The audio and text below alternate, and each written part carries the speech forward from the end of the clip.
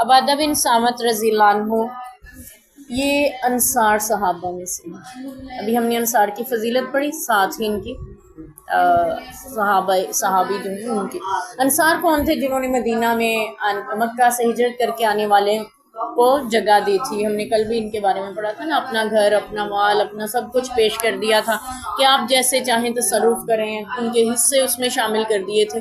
یعنی شروع میں اللہ نے یہی حکم دیا تھا کہ مسلمان مومن آپس میں ایک دوسرے کے ولی ہوں گے، ایک دوسرے کے وارث ہوں گے، لیکن بعد میں جب خاندان مسلمان ہو گئے تو پھر اللہ نے آیات وراثت نازل کر دی۔ تو یہ عبادہ بن صامت رضی اللہ عنہ، انصار کے دو قبیلے تھے نا، اوس اور خزرج، ٹھیک ہے، تو یہ خزرج کے قبیلے سے تھے۔ عبادہ بن صامت رضی اللہ عنہ خزرجی بھی کہلاتے ہیں۔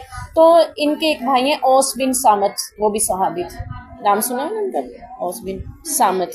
تو انہوں نے بھی بہت سے جنگوں میں حصے لیے ہوئے ہیں، بہت سی آپ صلی اللہ علیہ وسلم کے ساتھ زندگی گزاری ہوئی ہے، اور یہ سابقون الاولون مسلمانوں میں سے ہیں۔ سابقون الاولون وہ ہیں جنہوں نے ایمان لانے میں سبقت کی، پہلے مسلمان۔ نبی پاک صلی اللہ علیہ وسلم مکہ میں تھے نا، لوگوں کو دین کی دعوت دے رہے تھے، کوئی مان رہا تھا چھپ آ کے، لیکن زیادہ مخالفت چل رہی تھی۔ تو اس وقت میں حج کا موقع آیا تھا، تو مدینہ سے کچھ لوگ سردار بڑے جو حج کرنے گئے ہوئے تھے، انہوں نے ایک گھاٹی میں آ کے نبی پاک کے ہاتھ پہ بیعت کی تھی۔ اس کو بیعت عقبہ اولیٰ کہا جاتا ہے، ٹھیک ہے۔ اس میں تقریباً 12 مرد تھے۔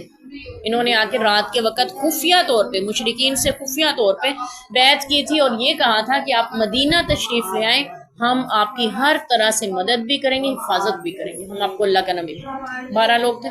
پھر اگلے سال آیا حج کا موسم، پھر تقریباً 72 لوگ تھے، جس میں 12 کے قریب یعنی مرد عورت شامل تھی، عورتوں کی تعداد تھی، عورتیں بھی شامل تھیں، مرد بھی عورتیں بھی شامل تھی، اور انہوں نے تقریباً 72 کے قریب تھے۔ انہوں نے وہ بیعت کی تھی کہ اللہ کے رسول آپ تشریف لائیں، ہم آپ کی اعانت کریں گے، ہم آپ کا ساتھ دیں گے۔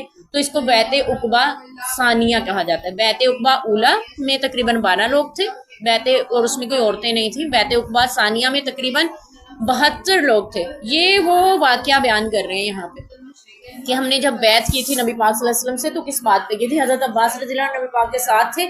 انہوں نے کہا تھا اس وقت میں کہ اگر تم لوگ ہمارے بھتیجے کو لے جانا چاہتے ہو مدینہ میں اور وہاں پہ ان کی حفاظت کر سکتے ہو تو ٹھیک ہے، ورنہ یہ ہمارے قبیلے میں ہی ٹھیک ہے۔ اگر تو تم ان کے دائیں بائیں آگے پیچھے سے ان کے محافظ بن سکتے ہو تو ٹھیک ہے۔ حضرت عباس ابھی مسلمان نہیں ہوئے تھے، آپ صلی اللہ علیہ وسلم کی چچا ہے نا، ابھی مسلمان نہیں ہوئے تھے، لیکن اس وقت تنبیہ کر رہے تھے کہ اگر لے جانا ہے نا ان کو، تو ان کی آگے پیچھے ہر طرف سے حفاظت کرنی ہو، ورنہ ہم خود ہیں اس کے محافظ، ہم کافی ہیں۔